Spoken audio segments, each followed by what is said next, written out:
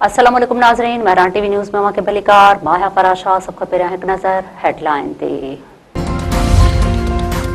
America पारां अपनाई हरम्स वटां ईरान वेंदड़ जहाज़नि जी नाकाबंदी जो ऐलान। अमरीकी नाकाबंदी पाकिस्तानी वक़्त मुताबिक़ अॼु शाम 7 वॻे खां शुरू थींदी। सेंटकॉम पारां समूरनि बहरी जहाज़नि खे अमरीकी बहरिया सां राब्ते में रहण जी हिदायत।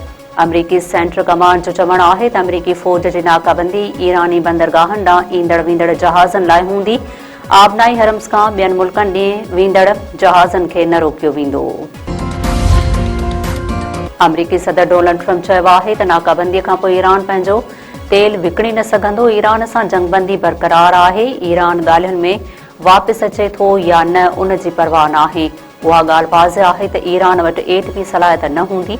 मीडिया सां ॻाल्हाईंदे अमरीकी सदर ट्रंप चयो आहे त इस्लामाबाद में ईरान सां 21 कलाकनि ताईं डिघियूं ॻाल्हियूं थियूं। ईरान वाइदो कयो हो त आबनाई हरम्स खोलियो वेंदो, पर उन इहो कूड़ ॻाल्हायो।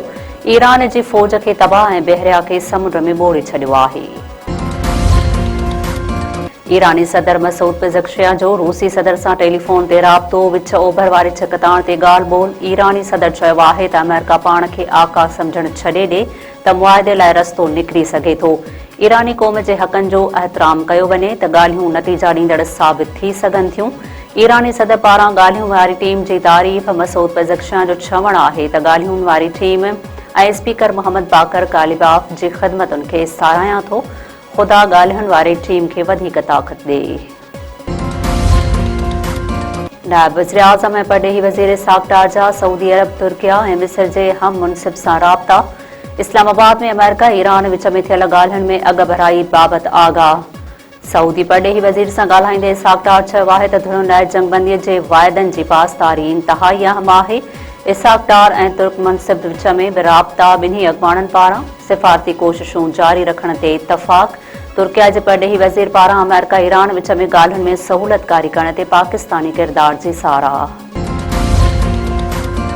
वॾे वज़ीर मुराद अली शाह पोलियो जे ख़ात्मे वारी मुहिम जो इफ़्तिताह करे छॾियो। वॾे वज़ीर कराची जे government boys secondary school Khayaban-e Shujaat defence में ॿारनि खे पोलियो जा कतरा पियारे मुहिम जो इफ़्तिताह कयो। वॾे वज़ीर मुराद अली शाह चयो आहे त सिंध में साल 2025 दौरान पोलियो जा 9 केस ज़ाहिर थिया। हलंदड़ साल पोलियो केसनि में घटिताई थी आहे। सूबे में हिन वक़्त ताईं रुगो सिजावल ज़िले में 1 केस रिपोर्ट थियो आहे। तक़रीब खे ख़िताब कंदे मुराद अली शाह चयो आहे त पोलियो ख़िलाफ़ मुहिम 13 खां 19 अप्रैल ताईं जारी रहंदी, जंहिं दौरान 1 करोड़ 6 लख ॿारनि खे पोलियो जग खां बचाव जा फुड़ा पियारिया वेंदा।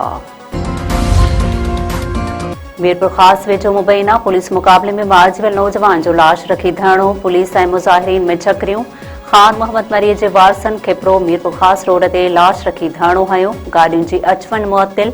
नौजवान ख़ान मोहम्मद जे वारसनि पुलिस मुक़ाबले खे जाली करार ॾेई छॾियो। वारसनि जो चवणु आहे त पुलिस नौजवान खे होटल तां गिरफ़्तार करे खेसि गोलियूं हणी क़तलु कयो आहे। पुलिस जो चवणु आहे त नौजवान मथां मुख़्तलिफ़ थाणनि ते केस दाख़िल हुआ, जिन में हू रूपोश हुयो। फुर्जी कोशिश दौरान मुक़ाबले में खेसि मारियो वियो आहे। राणीपुर भरिसां जुणेजा बिरादरी में झेड़े दौरान ज़ख़्मी थियल वधीक हिकु ॼणो फ़ौत। अंग वधी छ थी वियो। 2 ॾींहं अॻु ॻोठ वरियो वाहण में झेड़े दौरान ज़ख़्मी थियल शोभान जुणे जो ज़ख़्मनि जा सूर न सहंदे फ़ौत थी वियो। झेड़े में मारिजी वियलनि जो अंग वधी छ थी वियो। जवाबदारनि जी गिरफ़्तारीअ लाइ पुलिस जो ॻोठ ते कड़ो बरक़रार। चंबड़ वेझो जमड़ाऊ कैनाल में वहिंजंदे नौजवान ॿुॾी फ़ौत।